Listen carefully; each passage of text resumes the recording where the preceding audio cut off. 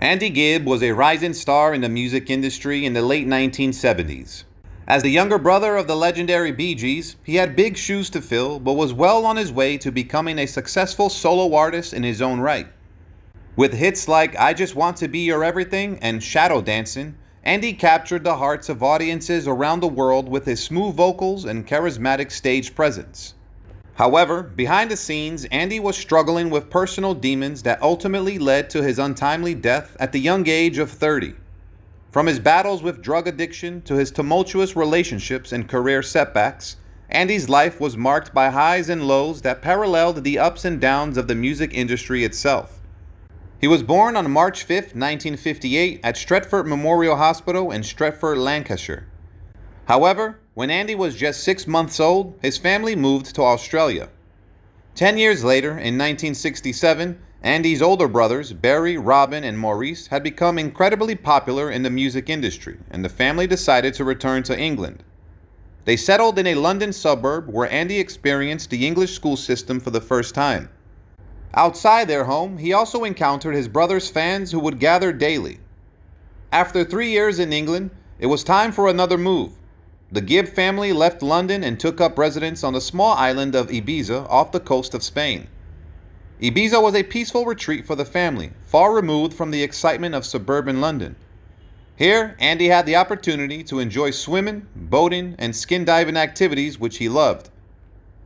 Ibiza is an island set in the dark blue sea, and it provided a perfect escape for the Gibb family, who found the fame of the Bee Gees to be a magnet for swarms and enthusiastic followers. As Andy Gibb grew up in the shadow of his famous brothers, Barry, Maurice, and Robin, family privacy became a wry impossibility. Walking home from school, Andy found himself shoulder to shoulder with Bee Gees admirers, all eager for a closer look at his siblings. This was not ideal for a close-knit family that cherished time away from the spotlight and the easygoing fun of just being together.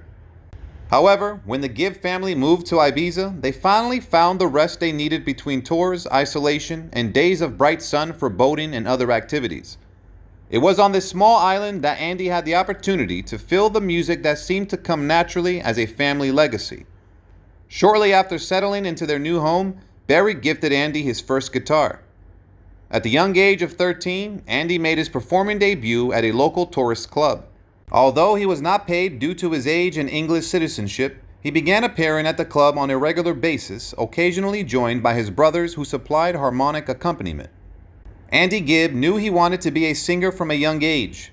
School didn't interest him much. He preferred spending time outdoors, playing sports, and strumming his guitar while listening to his Bee Gees albums on repeat. Surprisingly, Andy's singing voice had a unique quality that was a distant blend of his older brothers' voices. At a small tourist bar where he performed, he was well received by the clientele, despite lacking experience in showmanship and presentation at the time. The Gibb family continued their island-hopping adventures, settling on the windswept Isle of Man in 1973. It was there that Andy got his first job in the music business. He formed a band with some local musicians and played at the island's 2 major clubs for a year, keeping themselves gainfully employed. The Cellar Bar near the Douglas Harbor was one of the clubs where Andy performed during his time on the Isle of Man.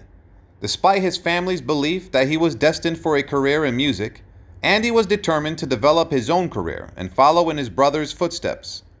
In 1975, he moved back to Australia with a plan to spend several years perfecting his music and performing for critical audiences. Andy put together his band and secured a few gigs, expecting to be in Australia for 5 or 6 years. However, events did not proceed as planned. Australia was quick to recognize Andy's talent, and he was in great demand in less than a year. His occasional small concerts soon gave way to regular appearances in large halls. Longtime family friend Cole Joy produced Andy's first single, Words and Music, Westfield Mansions, which made the top 5 in the nation's capital city. In July of 1976, Robert Stigwood heard some of Andy's demos and arranged for him to fly to Miami to record some tapes. Andy, who lived in the outer Sydney suburb of Seven Hills, married his girlfriend Kim at the Wayside Chapel on July 11th, 18 months after they had met. Andy and Barry formatted plans for a debut album at Criteria Studios in Miami North. Although Andy had to interrupt his honeymoon in Bermuda to attend the recordings, they were finished after a few days and Andy returned to Australia. Shortly after Andy returned home, he received the good news that his tapes were very well liked. He quickly returned to Miami to record his first album, Flowing Rivers, for RSO Records. The album featured much of the material from his recent days in Australia. Andy's career was on the rise after the release of his debut album, Flowing Rivers, in 1977. He embarked on his first American concert tour, which was a huge success. One of the album's singles, I Just Want to Be Your Everything, written by his brother Barry, became one of the biggest selling records of that year. His second international hit, Love is Thicker Than Water, which he wrote with Barry, also reached the #1 spot on the US charts and became certified gold. Barry, in keeping with the close-knit tradition of the Gibb family, worked as executive producer on the album. Co-producers Carl Richardson and Alfie Gullutin brought in an impressive array of veteran session musicians and artists such as George Terry and Joe Walsh to work in the studio on Andy's first album. Their collaboration resulted in the creation of an extraordinary talent. As a result, Andy's music earned him Grammy nominations in the categories of Best New Artist of the Year and Best Pop Vocal Performance for I Just Want to Be Your Everything. Unfortunately, they separated around the time when their baby girl, Petta, was born on January 25, 1978. Despite this, Andy continued to focus on his music career. Andy's second album, Shadow Dancing, was produced by Carl Richardson and Alfie Gullutin, with Barry Gibb as the executive producer. The release of this new album was followed by an extensive headlining concert tour that confirmed Andy's status as one of America's top entertainers. Thanks to his growing popularity, Andy was invited to appear on a number of television shows such as Rock Concert, American Bandstand, Midnight Special, The Olivia Newton-John Special, A Gift of Song, and the Music for UNICEF Concert, among many others. On his album, After Dark, Andy was joined by a number of talented musicians, including his family friend Olivia Newton-John. Following the success of his previous albums, Andy released his fourth album, Greatest Hits. In 1986, Andy revealed that he had plans for a new album with a title song he wrote with Barry called It's My Neighborhood. Sadly, around the time he passed away, his manager was negotiating a contract with Island Records, and Andy was working on gathering songs for his new album.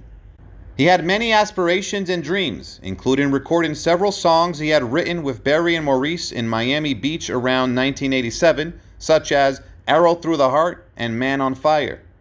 However, he never got into the studio to record them for release. There are also two other songs that Andy had been working on, Hell or High Water and Price of Fame. The melodies and lyrics for these songs had already been completed, and Andy was eager to see them come to fruition. In early 1988, Andy was trying to write songs alone at his friend Robin's house. Unfortunately, tragedy struck on March 10th of that year when Andy died at the John Radcliffe Hospital in Oxford, England, from myocarditis. The Gibb family later learned that Andy had been suffering from heart problems for a while before he passed away, but he never told anyone about it. He was buried at Forest Lawn, Hollywood Hills on March 21st, and shortly after his death, the Andy Gibb Memorial Foundation was started in his honor. Goodbye and rest in peace, Andy Gibb.